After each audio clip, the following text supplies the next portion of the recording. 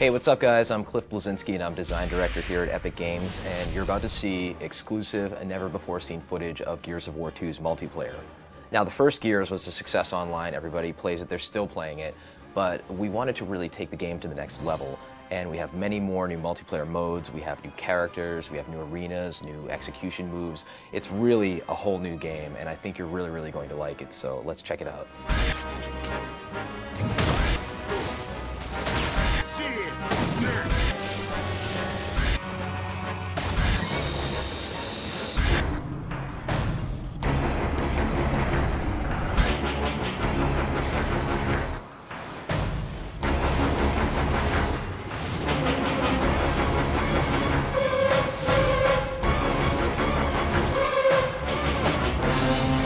Three locations you're going to see on this exclusive video are going to be River, Security, and Gridlock. And so the thing that's really interesting about them is that two of them are brand new, and one is a reimagining of the Gears 1 map, Gridlock, which is sort of the baseline for all Gears maps. River is based on a single-player location that people get to see in Gears 2 called Landdown, where they actually go to deploy all the Gears to the underground. It's a sort of snowy, wintry hamlet. It's a beautiful setting where there's beautiful violence as well. The final location is a map called Security, which is a mysterious COG outpost with laser fences and laser turrets, in which players have to deactivate said turrets and lasers in order to acquire some of the bigger, better weapons. It's visually compelling, and I think it represents a nice cross-section of the multiplayer experience of Gears 2.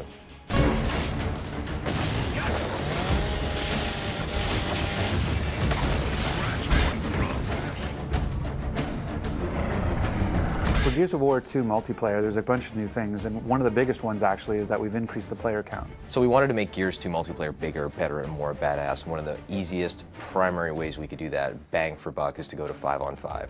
Right now it really feels like a really good number of 10 players in the battlefield taking one another out, and it really kind of rounds things out nicely. We really want to make sure that whatever multiplayer mode we do is true to sort of the Gears vibe, that Gears universe version. So capture the flag. Imagine you had a flag, but the flag is a living person and armed with a shotgun and defending itself. So you actually are playing capture the flag with a flag that could kill you. And so you have to go and you have to basically capture the flag by downing him and picking him up as a meat shield, and then you have to drag him back to this location to score a point. So it's capture the flag but done Gear style. So another mode that we're showing is again sort of a reimagining of a known style, which is the wingman, where it's you and a partner playing against everybody else. We used to call it 2v2, v2, v2, v2. The fact that Gears is really all about co-op, it didn't feel right to have this sort of just last man standing kind of gameplay. It didn't resonate in our world. So when we looked at how we'd want to have that kind of gameplay, it really felt more like it had to be sort of a co-op experience. The third mode that you'll get to see in this exclusive video is something we call Guardian. And really what it is it's Assassination 2.0, where Assassination was a mode we had in Gears 1, and then we actually fixed it or tweaked it a little bit in a title update to try to make it more fun. And we added the restriction that you had to execute the leader to kind of add to the assassination feel. But even then we felt like we could do more and said, what if the leader was the reason you're able to respawn? So as long as the leader is alive, your teammates can respawn, but as soon as the leader dies, then it's basically like Warzone. As soon as you die, you're out. By just making that simple little change, we were able to kind of create this whole new sort of feel to Guardian.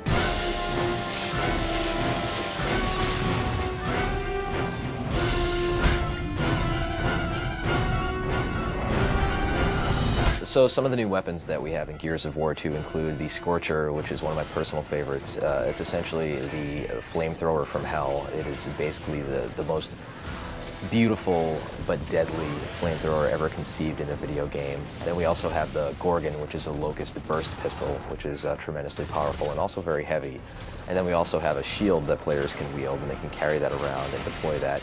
You could actually carry the shield with the burst pistol and kind of use that as like a 1-2 punch.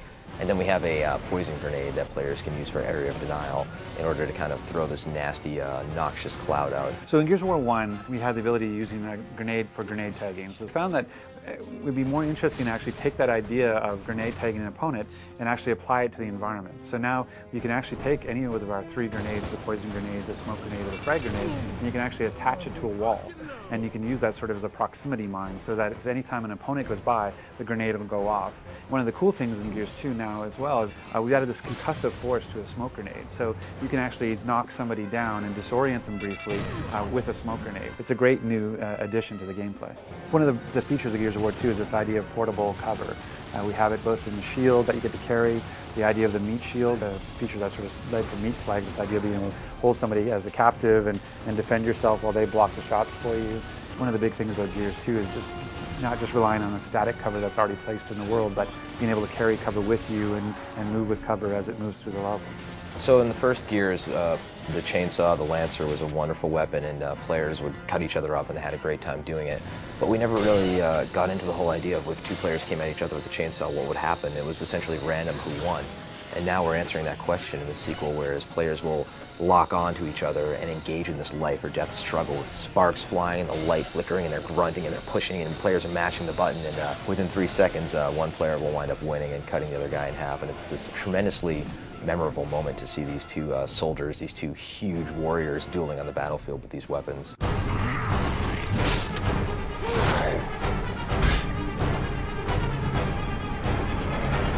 In Gears 2, when you knock somebody down but not out, first of all, they can try and crawl away from you. But if you do happen to get a hold of your enemy, you can first take them hostage, which is called meatbagging them, so you're kind of holding them as a human hostage, human shield.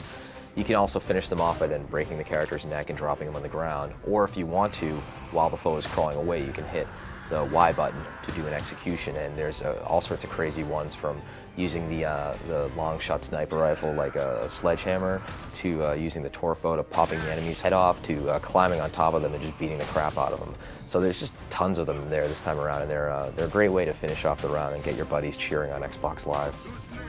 So in Gears 1, we found that a lot of players felt that evading towards their foes, rolling essentially, and shotgunning at the end of that evade was an effective technique. And that really wasn't the game that we envisioned, so we hooked in this idea of stopping power, whereas players get shot and they actually will slow down progressively with more bullets, so that players can no longer just run blindly at each other, gladiator style. They actually have to be a little bit more tricky and use the cover system and flank and deal with suppressing fire from their buddies in order to really earn their kills this time around. Gears 2 is bigger, better, and more badass, and the multiplayer most certainly shows that. We have amazing new game modes. We're shipping with at least 7. We have great new multiplayer arenas. We have nasty new weapons, grisly new executions, a larger scale of the multiplayer, and I think players are going to be pleasantly surprised with the complete package that we're delivering for them.